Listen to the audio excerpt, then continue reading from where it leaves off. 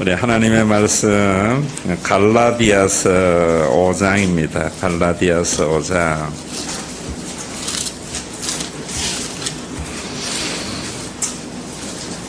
(25절부터) 6장 6절까지 308면이 되겠습니다. 갈라디아서 5장 25절에서 6장 6절까지 같이 우리 천천히 읽으면서 우리의 마음에 새겨서 우리 교회의 새벽기도에는 압축 파일 새벽기도입니다. 한 달 동안 새벽기도 해야 할 것을 우리 월삭 아침 예배로 다 하니까 여러분들이 한 달에 매일 말씀의 인도도 좋지만은 이 말씀이 여러분들을 한 달을 지배하는 그런 한 달이 되기를 바랍니다. 우리 같이 읽습니다. 만일 우리가 성령으로 살면 또한 성령으로 행할지니 헛된 영광을 구하여 서로 노엽게 하거나 서로 투기하지 말지니라. 형제들아, 사람이 만일 무슨 범죄한 일이 드러나거든 신령한 너희는 온유한 심령으로 그러한 자를 바로잡고 너 자신을 살펴보아 너도 시험을 받을까 두려워하라. 너희는 짐을 서로 지라. 그리하여 그리스도의 법을 성취하라. 만일 누가 아무것도 되지 못하고 된 줄로 생각하면 스스로 속임이라. 각각 자기 일을 살피라. 그리하면 자랑할 것이 자기에게는 있어도 남에게는 있지 아니하리니 각각 자기의 짐을 질 것이라. 가르침을 받는 자는 말씀을 가르치는 자와 모든 좋은 것을 함께 하라. 아멘. 6장 2절 너희가 짐을 서로 지라. 그리하여 그리스도의 법을 성취하라. 이 말씀은 2014년도에 우리 교회의 주제 선구였습니다. 오늘도 여러분들이 이 말씀을 제가 갈라디아서 강해를 2014년 했는데 다 잊어버렸을 거예요. 그만큼 정보가 많은 게 문제인 것 같아요. 다시 한번 이 말씀을 제가 해석해 줄 때 말씀의 의미를 제대로 알아서 이 말씀의 지배를 받는 삶을 살아갈 때에 우리 교회가 정말 여러분들이 행복해하는 하나님의 나라가 이루어집니다. 목사님이 만들어주는 게 아니고요. 여러분들이 말씀의 지배를 받을 때 그러한 교회를 경험하게 됩니다. 먼저 25절에 보면은 만일 우리가 성령으로 살면 또한 성령으로 행할지니 이 말씀을 가지고 그저 기도해서 하나님이 성령이 내 속에 역사하시는 대로 움직인다. 기도의 응답이다. 이런 것은 다 무당신앙입니다. 성령은 뭔가? 성령은 구원사에서 우리 가운데 오셔서 하나님의 마음을 우리에게 불어넣어 주어요. 이 세상의 모든 문제는 인간이 하나님의 마음을 가지고 보지 않고 인간의 마음을 가지고 보기 때문입니다. 그래서 하나님의 마음을 불어넣어 주어서 구원사에서 이 세상에 선물로 준 것이 교회다. 이런 말입니다. 그런데 이 말씀을 하는 이유는 갈라디아 교회가 하나님의 마음을 가지고 행하지 아니하고 종교인의 마음을 가지고 자꾸 행한다 이 말입니다. 종교인의 마음은 두 가지예요. 금욕주의와 쾌락주의. 갈라디아 교회에는 금욕주의는 율법주의자들인데 그들은 자꾸만 성경의 규정을 가지고 이렇게 살아야 돼 저렇게 살아야 돼 하고 금욕주의적으로 살아요. 그런 그들에게 갈라디아서는 뭐라는가 하면 그리스도 안에서 너희에게 자유를 주었는데 종의 멍에를 다시 매지 마라. 교회에 그런 거 참 많습니다. 그래서 너희가 짐을 서로 지라 할 때 이 짐도 종교적인 짐을 말하는 거예요. 그 종교적인 짐, 너희도 지지 못하는 것을 왜 지우느냐. 절대로 여러분 신앙은 종교적인 의무를 가지는 게 아니에요. 그런데 사람은 그런 의무와 올무에 얽어매려고 하거든요. 그런 것은 성령으로 행하는 것이 아니에요. 첫째는 여러분이 성령으로 행하는 것은 기도하니까 하나님이 나에게 이런 생각을 주셨어. 이건 정말 무당신앙이에요. 그리고 또 쾌락주의자들은 너희에게 준 그리스도 안에서의 자유를 육체의 기회로 삼지 말라 이런다고요. 갈라디아 교회에 두 가지의 상황이 있어요. 그러면 성령으로 행하는 것은 뭐냐면은 성령이 오셔서 너희에게 주신 하나님의 사랑 부어줬잖아. 그 사랑으로 세상을 살아가라고 말을 하는 거예요. 그래서 26절에 보면 헛된 영광을 구하여 서로 노엽게 하거나 서로 투기하지 말지니, 이 헛된 영광이 뭔가 하면은 자기 이름 드러나는 것, 자기 자존심 살리는 것, 자기 얼굴 살리려고 자기 의라 말입니다. 그것을 신학적으로 이야기하면은, 그러니까 금욕주의나 쾌락주의에게는 다 그런 것 때문에 서로 판단하고 정죄하고 해서 노엽게 하고 투기가 일어난다는 거예요. 갈라디아 교회에 그러지 말라는 거예요. 하나님의 마음으로 보면은 그렇지 않다 이런 말이에요. 정말 여러분들이 성령으로 행하려고 하는 삶을 살아갈 때 교회는 하나님의 나라가 이루어져요.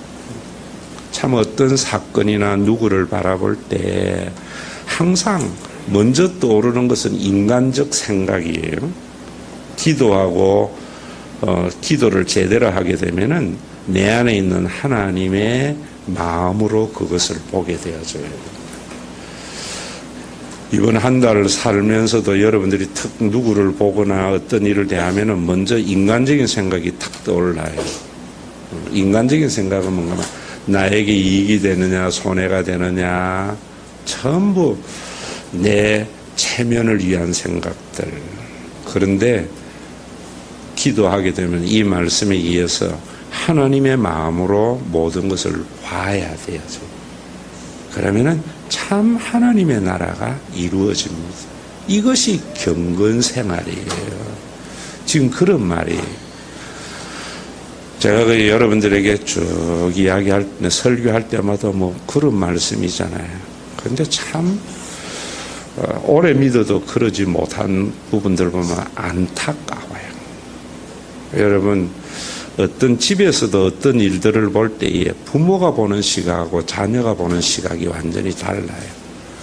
자녀의 생각대로 가정이 움직여 보세요. 엉망진창되어져요.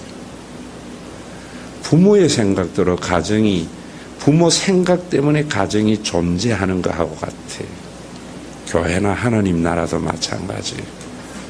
여러분들이 교인의 생각, 인간의 생각으로 생각하면 교회는 엉망진창되어져요. 하나님의 생각, 그것이 여러분들이 3월을 살아가는 그런 것이 되어지고, 그래서 6장 1절에 보면 형제들아 사람이 만일 무슨 범죄한 일이 드러나거든, 여기 이 범죄한 일이라는 것은 율법주의 관점에서, 쾌락주의 관점에서 어긋나는 걸 말해요. 지난주일도 제가 여러분들에게 말씀을 드렸지만은 우리의 선악의 기준은 종교적인 기준이 아니에요. 윤리적인 기준도 아니에요. 여러분들이 선악의 기준이 달라져야 돼요. 형제지간에는 형이 이래서 못마땅하고 저래서 못마땅하지만 부모의 눈으로 보면은 형이 못마땅하는 그것은 아무런 문제가 되지 않아요. 지금 그런 말이에요. 무슨 신령한 너희는 유고묘한 심령으로 그러한 자를 바로잡고 너 자신을 살펴봐. 너도 시험을 받을까 두려워하라. 혹시 그런 것이 보이거든 판단하고 정죄하는 것이 아니라 내 속에는 그런 것이 없는가를 살피라는 거예요. 그래야 여러분 교회가 세워지고 하나님의 나라가 이루어져요. 그런데 교회는 얼마나 많은 그리스도의 법의 칼을 가지고 휘둘러 대니까 판단, 정죄, 많은 아픔들이 있다고요. 여러분들 속에 그런 것들이 보이면은 상대방을 감싸주고 자신을 살피는 것이 성령의 역사하심이에요. 혹시 여러분들 속에 지금 우리나라도 마찬가지잖아요. 응? 여러분 우리나라의 지금 상황에 대한 판단 못하는 사람이 어디 있어요? 전부 판단자만 있지. 그 문제를 짊어지려고 하는 사람이 없기 때문에 문제예요. 그리고 2절에 보면 너희가 짐을 서로 지라 그리하여 그리스도의 법을 성취하라. 그리스도의 법을 성취하는 것은 짐을 서로 지는 거예요. 제가 우리 교회에 처음에 건축을 했을 때 그런 이야기 했어요. 교회 건물을 지었을 때에 잘못되는 것이 보이는 사람은 잘못됐다 말하지 말라. 그 말은 누가 못하나 잘못된 거. 짓기 전에 이야기해야지. 짓고 난 뒤에 뭐 잘됐니 못됐니 그거 누가 모르느냐. 그런데 하나님께서 왜 그거 보게 했는가? 당신이 하라고 보게 한 거다. 남들 못 보는 거. 이랬더니만 전부 다 잘 지었다고 그러더라고요. 여러분, 남들이 보지 못하는 무엇이 보이거든. 그거 내 하라고 그러는 거라고. 지금 그런 말이에요. 짐을 서로 지라는 것은. 일어난 결과에 대한 판단, 진단 누가 못해요. 다 해요. 내가 제일 싫어하는 사람이 내 걸을 줄 알았다 하는 사람. 걸을 줄 알았으면 그 전에 뭐 어떻게 하든지. 정말로 저는 여러분들에게 부모 중에 제일 몹쓸 부모가 그런 거예요. 네 그래 살려면 네 꼬라지 걸을 줄 알았다. 정말 못된 이야기죠. 제가 목회하면서 여러분들에게 그런 말 한 번도 쓴 적이 없어요. 지나가는 말도 쓴 적이 없어요. 왜? 하나님의 마음은 그런 것이 아니거든요. 그리고 3절에 보면 만일 누가 아무것도 되지 못하고 된 줄로 생각하면 스스로 속임이라. 지는 안 그런 것 같이 모든 걸 판단하고 이러면은 그건 하나님이 하실 일이라고 제가 아는 거예요. 스스로 속이는 거예요. 심판자와 판단자는 하나님만이. 제가 야고보서의 그 말씀이 나를 참 지배해요.